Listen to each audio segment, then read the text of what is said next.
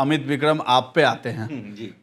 आप जो है पहले भी आरोप लगा है कि नेता की तरह बयान देते हैं, नेता बनना चाहते हैं। अब तो आप जनसुराज के साथ भी हैं, उनके युवा टीम के साथ हैं। तो क्या आगे जो है राजनीति वाला रास्ता देख रहे हैं, शिक्षक का रास्ता छोड़ देंगे? और अगर पार्टी में जाना ही था तो फिर जनसुराज ये नया नवेला जो कि कल स्थापना मतलब पार्टी के रूप में परिवर्तित हो जाएगी, बन जाएगी, तो जनसुराज में ऐसा क्या दिखा? प्रशांत किशोर से ऐसी क्या बात हो गई कि आपको बहुत मतलब भा गए हैं कि आप उनके फेवर में जो है पोस्ट करते हैं ट्विटर पर, हर जगह सोशल मीडिया पर? क्या है ये? देखिए, सबसे पहली बात तो मैंने आपसे आपके ही मंच पर, आपके चैनल पे कई बार कहा है कि मेरी निजी महत्वाकांक्षा नहीं है कि मैं कोई विधायक बन जाऊं या एमएलए का चुनाव लड़ूं या पार्टी में मुझे कोई पद मिले। तो मैं अभी भी अपने स्टैंड पर कायम हूं कि मेरी निजी ऐसी कोई महत्वाकांक्षा नहीं है, मेरी राजनीतिक महत्वाकांक्षा नहीं है। महत्वाकांक्षा ये है कि बिहार में कुछ बदलाव हो, कुछ बेहतर हो, शिक्षकों के लिए बेहतर हो, शिक्षक अभ्यर्थियों के लिए बेहतर हो, युवाओं के लिए बेहतर हो, बिहार की आम जनता के लिए बेहतर हो। और जब से हमने होश संभाला है और उससे पहले भी जितना हमने राजनीतिक इतिहास देखा है, हमने यही महसूस किया है कि बिहार में जो राजनीतिक दल रहे हैं वो बिहार की जनता के लिए, बिहार के युवाओं के लिए समर्पित नहीं रहे हैं। उनकी भावना कहीं ना कहीं स्वसेवा की रही, अपनी सेवा, अपना लाभ, अपनी भलाई में रही है। बिहार की जनता के लिए जो कुछ होना चाहिए था वो आज़ादी से लेकर अब तक, मैं कोई 30-35 साल और लालू जी और नीतीश जी को केवल दोष नहीं दूंगा, अब तक की जितनी भी सरकारें रही हैं सबका इसमें कुछ ना कुछ योगदान है कि बिहार आज एक चीप लेबर स्टेट बन गया है। बिहार जाना जाता है पूरे देश में सस्ते मजदूर के लिए।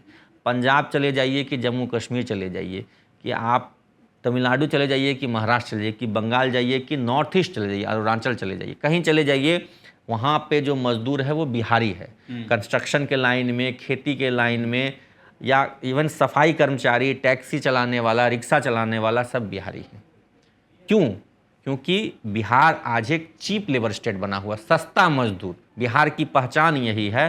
बिहार की पहचान अब आर्यभट्ट और चाणक्य के कारण नहीं है, बिहार की पहचान अब है चीप लेबर के कारण। और ये चीप लेबर स्टेट बिहार कैसे बना? इसलिए बना कि बिहार में कल कारखाने नहीं लगे, बिहार में औद्योगिकरण नहीं हुआ, बिहार में कृषि को जो है एक प्रॉफिट मेकिंग एंटरप्राइज नहीं बनाया गया।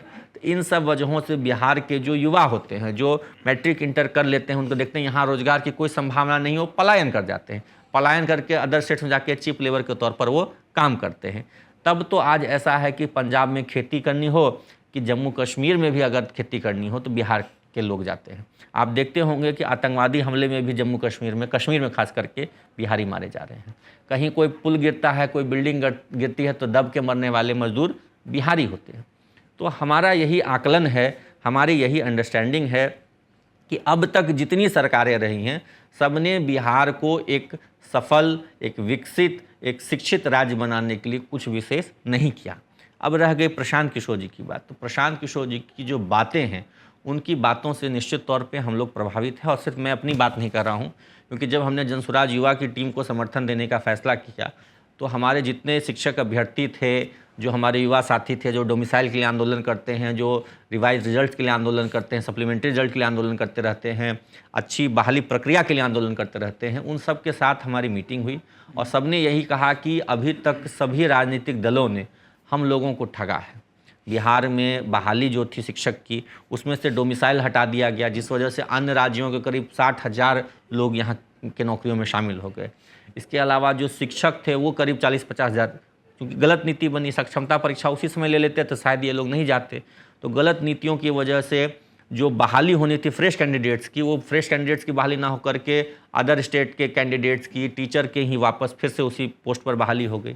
तो इस सबसे सब फ्रस्ट्रेटेड। तो सबका कहना है कि जितनी भी स्थापित पार्टियां हैं वो सब एक तरह से हम लोगों को ठग चुकी है।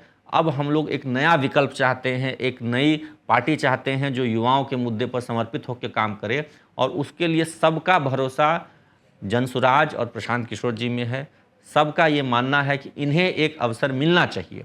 हो सकता है कि ये सफल हो जाएं, हो सकता है कि असफल हो जाएं, लेकिन जब तक हम इनका समर्थन नहीं करेंगे, ये सत्ता में नहीं आएंगे, तो ये सफल होंगे कि असफल होंगे इसका तो कोई मतलब ठीक ठीक कह पाना मुश्किल है। अगर आप बीमार हैं और कोई 2-3 दवाई है जो खा चुके हैं आप लेकिन ठीक नहीं हुए हैं, और किसी डॉक्टर ने आपको एक नई दवाई लिखी, तो उस दवाई को खाने के बाद ही तय हो सकता है कि उस दवाई से आप ठीक होंगे या नहीं होंगे।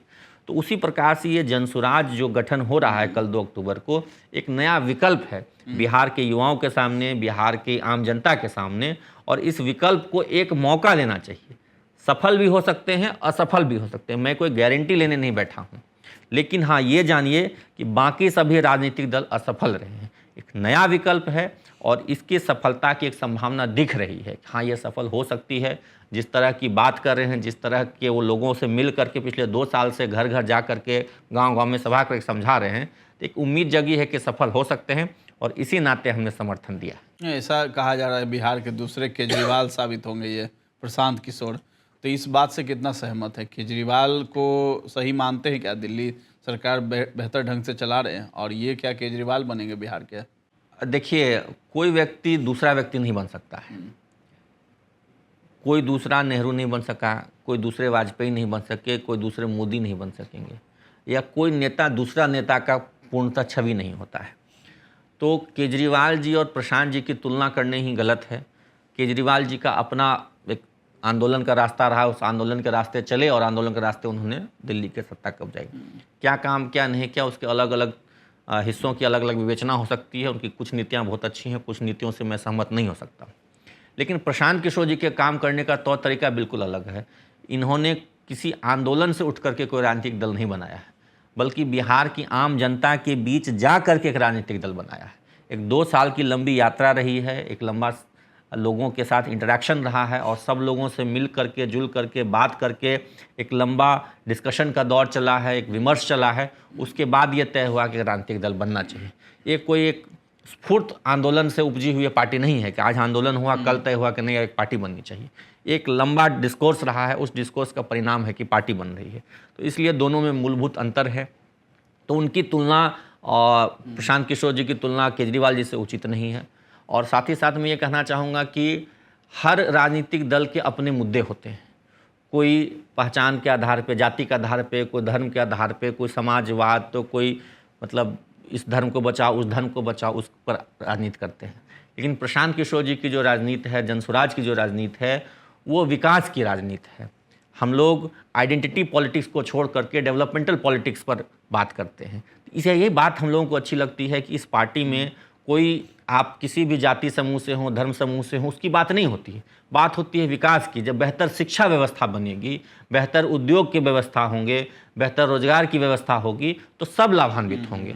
तो हम लोग जो युवा हैं, चाहे वो किसी भी वर्ग का हो, उसको यही लग रहा है कि ये एक पार्टी है, एक दल है जो विकास की बात कर रहा है, विकास के मार्ग पर आगे चलेगा। तो हम लोग उस बात पर हैं। हम लोग किसी केजरीवाल जी या मोदी जी या गांधी जी के से उनकी तुलना नहीं देखते हैं। सब अपने अपने स्थान पर अपने अपने समय पर अपना अपना काम किए हैं। किसी को कोई पसंद हो सकते हैं, किसी को नापसंद हो सकते हैं। लेकिन हाँ ये ज़रूर है कि प्रशांत जी अब बार बार हर सभा में कहते हैं कि गांधी जी से वो प्रेरित हैं, उनके विचार के रास्ते पर चलना चाहते हैं। तो इसलिए हम लोगों को भी लगता है कि जिस गांधी के रास्ते पर चल करके देश को आज़ादी मिली, संभवतः उसी रास्ते पर चल करके, उन्हीं के बताए मार्ग पर चल के बिहार को भी एक नई सुबह, एक नई आज़ादी मिलेगी। जी चलिए, अमित विक्रम ये थे हमारे साथ। आपका बहुत बहुत धन्यवाद है कि जो जनसुराज पार्टी कल बनने वाली है 2 अक्टूबर को, इन सभी पर चर्चा किया है। और अमित विक्रम राजनीति में आएंगे नहीं आएंगे, इन सभी सवालों का जवाब आपको उम्मीद है मिला होगा। तो फिलहाल इस वक्त खबर में बस इतना ही है। आपको ये इंटरव्यू वाला कार्यक्रम हमारा कैसा लगता है, ये कमेंट करके आप हमें ज़रूर बताएं। फिलहाल दर्श न्यूज़ के साथ बने रहें और सब्सक्राइब करना ना भूलें।